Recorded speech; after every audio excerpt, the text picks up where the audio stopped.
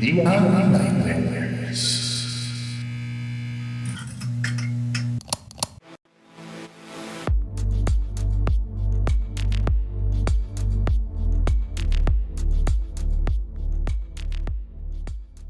Welcome to Neon Nightmares. We're your hosts, Jillian Berman and Karlie Takos. Today, we are going to dive right into the PEPCON Explosion. That whole...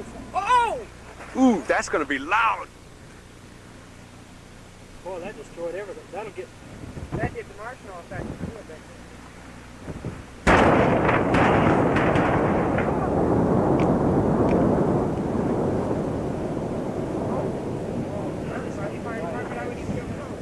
Now there's a fire department right down close there. Yeah, but they can't do it. Yeah, all right, so we'll dive right in. On May 4th, 1988, the Pacific Engineering and Production Company of Nevada, or PEPCON, plant exploded in Henderson. This was the largest domestic non-nuclear explosion that has happened here in the U.S. First, let's get a little history of the area. Henderson came about when Senator McCarran, during World War II, founded the Basic Magnesium Incorporation, which broke ground in the area about 1941. By January of 1944, the company had produced 166 million pounds of magnesium bars. By the end of World War II, the U.S. government had agreed to sell the industrial plant and the land to the Nevada's Colorado River Commission, which is like what takes care of Lake Mead and the surrounding area, for $24 million.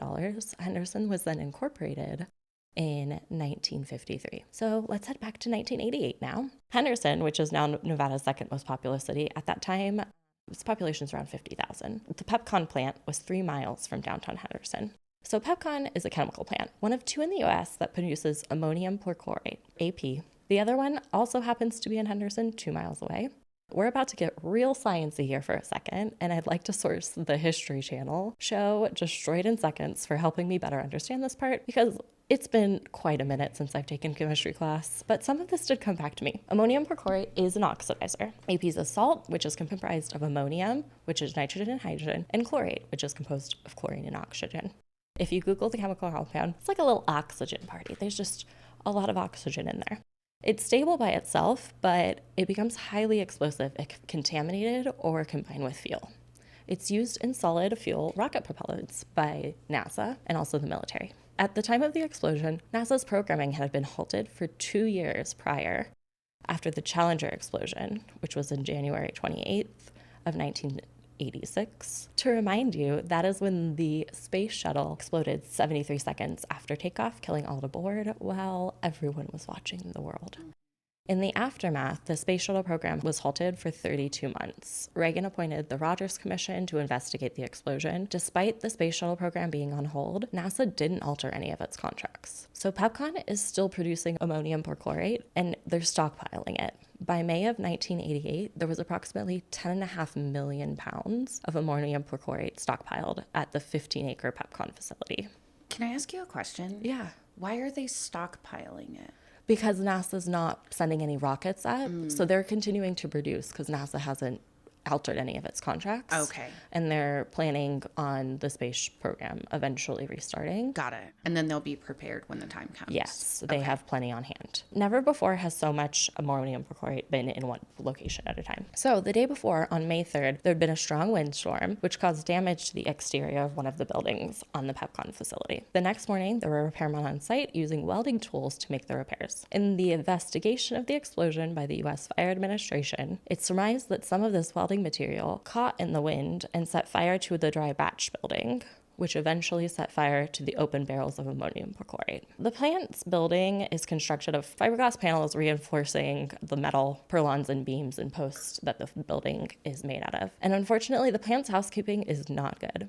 Tom Connors, who had worked for the Henderson Fire Department, had told Channel 3 that he'd walk through the plant beforehand and he'd see product on the ground, and they weren't concerned about it. If there was product on the ground, there's also product on those fiberglass panels. PEPCON workers began to attempt to put out the fire with a garden hose, but the fire quickly spreads throughout the fiberglass building and to the other AP storage buildings. When I first heard that they used water, I became even more concerned about the health and safety protocols at this plant because, like, what if there's a chemical reaction? Would you need a chemical extinguisher, but AP is water soluble, so they knew what they were doing. It's also apparent that it's not uncommon for a small fire to break out at PEPCON, so they're used to attempting to put it out on their own.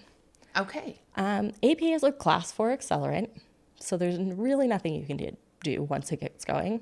You can't put enough water on it to stop the combustion. After an initial explosion from an open AP container of storage, this is the point where they decide to stop trying to fight the fire. And it's now that Roy Westerfield, the plant comptroller, calls 911. He says, "We need the fire department. All you can get. We had a big explosion. Everything's on fire." In the follow-up, investigators learned that the plant's protocol in case of fire and safety briefings was to run. Once ammonium perchlorate reaches a certain temperature, it becomes self-sustaining and will continue to ignite. Once the open plastic storage drums containing the AP began exploding, they projectiled into other storage areas, catching them on fire. The AP on site was kept in a couple different types of storage containers. 2 of the primary containers were larger aluminum drums. The smaller container is a small plastic 55-gallon drum. A standard formula for solid rocket fuel propellants by weight: 70% ammonium perchlorate, 15% aluminum, and 15% rubber binder. Again, thank you, History Channel. I did not know how to make a rocket propellant, but let's review. We've got the AP, we've got our aluminum drums, and we've got the plastic drums, or a rubber binder. The fire burns for 20 minutes at extreme levels before the first explosion, which gave ample lead time for evacuation. Firefighters responding to the 911 call are caught en route by the first blast at 11:50 a.m. The concussion of the explosion blows out the glass in the windows of the vehicles. There are people escaping the plant that warn that there's potential for subsequent explosions, so the fire department retreats to the closest firehouse 1.5 miles away to set up a staging area. The second blast, witnesses said, caused the most damage, blowing drivers out of their cars and throwing steel shrapnel a quarter of a mile. This explosion registered on 3.5 on the Richter scale, 600 miles away, and the first one was 3.0. John Bartlett, a construction worker who worked at PEPCON, told the Review Journal, "It looked like a nuke went off. We all came running across the desert, and the blast just kept knocking us down." While the AP will eventually burn itself out, however, PEPCON plant is directly over the natural gas line that services the city of Las Vegas. So there's now a 100-foot plume of fire from this gas line, and there's several smaller explosions still happening. It took them about an hour before they were able to get the gas line turned off, and firefighters continue to let the situation go, burning unmanned at this point, just in case of additional explosions. One of the wildest things about this is there's a broadcast engineer named Dennis Todd who's working up on Black Mountain. He's got a camera with him. He sees this fire and goes ahead and sets up his tripod and records the entire thing, which in the day of cell phones, it's common. Yeah. We're used to having all of that available, but this is 1988. It's not something that would have just naturally happened. So we're very lucky to have actual footage of the blast, and you can see the impact and shockwave. We'll post the video online for you. It's wild. You can see someone driving away from the scene that gets caught in the shockwave. Oh my gosh. Yeah. Now I'm going to quote you a line from the RJ article that I read because it's just perfection. "Firefighting efforts were hampered by the toxic fumes from the PEPCON plant, were made even more cumbersome by the slippery accumulation of marshmallows. Firefighters said that the sticky marshmallows were knee-deep in some places." I'm sorry. The visual of knee-deep marshmallow goo is getting me right now. Yeah. PEPCON's next door neighbor was the newly opened Kid & Co. marshmallow factory. They had just finished building that the previous year. Oh my gosh. Yeah. In response, authorities set up a 5-mile zone, which resulted in quite the traffic jam trying to get people evacuated, rescue support in, and discouraging people from trying to get closer to the event. To help with the logistics of that, the city set up a curfew that night. With it having been a chemical explosion, the response teams tried to limit the exposure to smoke from the fire. 15 firefighters from the scene were injured. Some of them had severe injuries, but most of them were from respiratory issues from smoke inhalation. The EPA was also called in to monitor the situation. The 4th was also a pretty windy day, though, so much of the toxic smoke that was remaining did dissipate in a manner that they didn't feel the need to expand the evacuation zone. The damage from the explosion could have been worse. The PEPCON president, Fred Gibson Jr., and Ed Cebulski had not re-entered the building to turn the pipeline off to the ammonium. That would have added another chemical component, which would have caused additional damage. There were 2 people who died in the blast. Roy Westerfield, who was 61, he'd stayed behind to call 911. He'd suffered from polio at 19, so had trouble moving around. And Bruce Hockner, 56, the vice president of operations and plant manager, was confined to a wheelchair. so he also did not make it out. Emergency response to this disaster was actually pretty impressive. While there were hundreds injured, 327, some more seriously, one person did have to have brain surgery, but many of them were mild cuts from glasses and a few seeking medical attention due to, again, chemical irritation. Hospitals in the valley were taken off disaster status within 4 hours. Wow. Okay, 8 people were admitted at St. Rose, 1 person at the UMC Burn Center. This was the person who worked at the marshmallow factory, which I hate to think about marshmallow burns. 2 people were admitted at Valley and 4 at Sunrise. One of the patients admitted at Sunrise was a baby who had been born earlier that morning. She had been put like at the window for sun, and then the blast happened and she got a little cut on her eyelid and had to be transferred over from St. Rose to Sunrise. Yeah. A little baby PEPCON cut. Just a little baby PEPCON cut. The community really banded together here. The Red Cross had opened a shelter at a local elementary school in Henderson to those whose homes had been damaged. The Review-Journal reported, though, that it was mostly empty due to local hotels offering free or reduced housing. If there's one thing Vegas has, it's a place to stay for the night. Yes. The shockwave of the largest blast had a radius of 10 miles. Buildings downtown in Henderson, being 3 miles away, sustained the most structural damage, but windows and doors were cracked all the way over at McCarran Airport, 7 miles away. My parents, the day before, had eaten at Palace Station and were both homesick with food poisoning. Oh.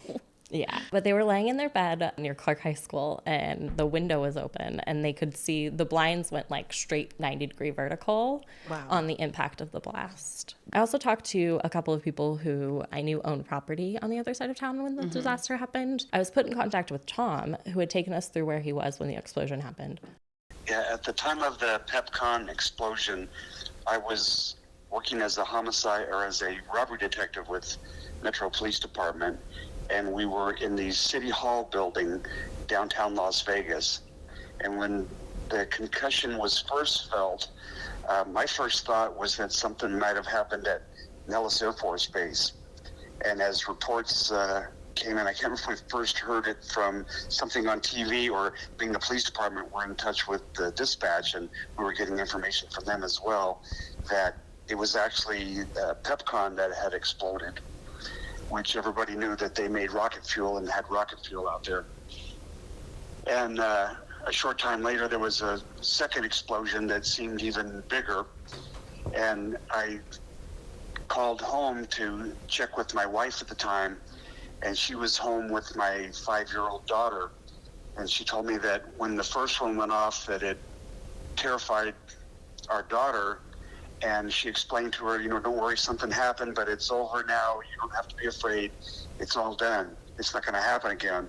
And then the second explosion went off, and it blew the 2 front doors of our house that was at Takos and Russell completely open, and resulted in cracks in the drywall and the ceiling and things like that, and terrified our daughter completely. Tom also told us about how his young daughter was so afraid that she wouldn't be alone for a period of time after the explosions. Now we want to share a few more stories of where people were when the PEPCON blast took place. We actually posted on Reddit in our Las Vegas and asked, where were you when the PEPCON explosion took place? Also reminding them it happened May 4th, 1988 in Henderson, causing 2 deaths, about 327 injuries, and $100 million in damages. We said, where were you? What do you remember about this? We had some pretty interesting responses that came through. Don't Panic 80 said, I was in school, 3rd grade. We were outside for lunch or recess, I can't remember which. We all thought it was the McDonald's a couple blocks away that blew up, and we were all joking how it was going to start raining hamburgers and chicken nuggets. That one's pretty hilarious. Yeah, that one's pretty good. Another one said, I just had some deaths from dysentery, plus some of my oxen had died. Hell, I can't remember. I was in computer class playing Oregon Trail. The blast actually shook the ceiling tiles out of the T-grid ceiling. Everyone went outside. Everyone thought it was a bomb. He said his dad was running across the parking lot where he had worked for 27 years, and it was actually fairly close to the explosion because it was in Green Valley. There's a few other on here, people living on like Rainbow and Alta feeling the shock waves, or folks that had lived in Henderson that had just opened the windows to get some fresh air. I want to share some other ones with you too, though, that I found from the Las Vegas Sun. We'll start there. So Mandy Walton of the Las Vegas Sun says, I was at Gorda-Macaw Elementary School. It was lunchtime, and as we stood in line to get to the cafeteria, I could see a huge mushroom cloud of black and orange smoke. Everyone rushed back into the classroom and was rushed in by school staff. She continues, I could see building parts and cars up in the mushroom cloud when it blew. And she says her dad watched from the front yard. They were only about 2 miles from the scene. Oh, wow. KTNV has a few stories as well. One person says, I was sitting right there in my living room and all of a sudden heard a big boom. All of the windows in the back of my house were blown out. Dang. Another person says, my principal came in, she saw me and she said, you look white as a sheet. What's going on with you? And I said, I think my dad's dead. He works over there. So... Yeah, this is somebody named Lynette, and Lynette's dad was named Dr. Raymond Reese. He was the VP of research at the plant. He actually escaped alive, so he was fine. She did say that there was one worker that was in a wheelchair, and when they got there, this was one that you had talked about, the only thing that they found were his glasses. Oh, that is so sad. I did not hear that. Yeah. Another person says they were in the employee dining room at the Tropicana Hotel when the explosion first happened, and they actually thought it was a thunderstorm. Then they knew it was something bad when the second explosion happened. That's when they felt shockwaves. She says when she got home, her garage door had actually caved in and their sliding glass door had imploded. Yeah, there was a lot of property damage. I read somewhere about someone also getting like blown through their front door. Yeah. There's a lot of crazy things that have happened. And there was a lot of new builds that had just finished right in that area as well. I do have one more that's pretty interesting for you. This is from somebody named Deborah Avery. She says, it was so unreal. I was working at Sizzler and we had bay windows in the front of the store, and somebody came in the front door because we had a beer delivery. So they had come in through the back door, but then all of a sudden, all the front door windows broke out, and it didn't move the walls, but the windows had totally exploded. Yeah. There were plants that were hanging from the ceiling. They fell and landed on tables, and there were still people in there. And she said, I'll never forget people were running out of those doors. I actually had some folks in town from Arizona who asked for to-go boxes. They were in a hurry because they got so scared that the roof would collapse. Oh, wow. You got to get that Malibu chicken to go. You got to get it to go. I mean, isn't Sizzler like an all-you-can-eat buffet from my memories? So it is, but they also have like entrees. Okay, there's an option. We always did like the steak and the all-you-can-eat. We were Malibu chicken people, and my mom actually still makes it like once a week for us. I love that. Yeah. God bless Sizzler. What else, Jill? What else about PEPCON? So I want to go back to talk about property damage because it was crazy. It was quite extensive. There was over $100 million worth of property damage. I did talk to another person who lived off of Boulder Highway in Flamingo at the time, and she said that many businesses in the area had their windows blown out. The Review Journal said it had looked like the aftermath of a riot. Shopkeepers spent that afternoon cleaning up and removing merchandise just in case of looting. The next thing that I want to get to is how much insurance PEPCON was carrying. Oh, yeah. PEPCON had $1 million in liability insurance. Which in 1988 was a fairly significant amount of money. Yeah, but not a significant enough amount of money for like the level of chemical that you have on site. With stockpiling things for NASA? Yes, that's not enough money. Yeah, no. So $1 million was not sufficient. And there were many legal battles between insurance companies over who was going to pay for the damages. I'd also asked Tom what the process was like dealing with having to get his home repaired and insurance. Clark County, which is where Henderson is located, had to pay over $4 million to insurance companies for having not done adequate safety inspections on the plant. Here I want to get into the fact that there were some conflicting reports from different government agencies on the version of the story of events that I've told you. Again, what I just told to you was the version of the report from the U.S. Fire Administration. When OSHA performed their investigation, they initially weren't allowed on site because Clark County's arson division was still investigating. But once they finished their investigation, OSHA was finally allowed on site. They noted that the welding crew had stopped before the 11 o'clock hour. and that the crew was working 70 feet from where the fire started. This report found that there was potential for a natural gas leak within the plant.